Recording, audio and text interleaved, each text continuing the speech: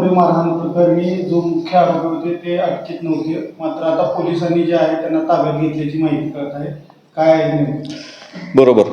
Comedian प्रणित मोरे यांच्या मारहाणीच्या केसमध्ये तपासामध्ये प्रमुख आरोपी तन्वीर शेख आणि त्यासोबतच कौशल शिंदे यांच्यासह अजून 3 आरोपी, म्हणजे एकूण आता टोटल या गुन्ह्यात अटक आरोपितांची संख्या झालेली आहे 10. या सर्वांना ताब्यात घेण्यात आलेलं आहे. कुठून अटक करण्यात आलेल्या आहे आरोपींना? कारण अनेक दिवसांचं प्रकरण होतं, मात्र आता पोलिसांनी त्यांना अटक केली. बरोबर. आरोपी हे जे प्रमुख 2 आरोपी आहेत, शिंदे आणि शेख, हे गुन्हा घडल्यानंतर गोवा, मुंबई अशा ठिकाणी फिरून आज परत सोलापूरला येणार अशी माहिती होती. त्यावरून आम्ही लक्ष ठेवून त्यांना ताब्यात घेतलेलं आहे सोलापूरला आल्यानंतर वापस. कशा प्रकारे पुढील कारवाई असणार आहे? कारण तपासांती आता यामध्ये प्रमुखपणे शेख आणि शिंदे या दोघांनीच सदरील प्रकारचा कट पूर्वनियोजित पद्धतीने केला होता.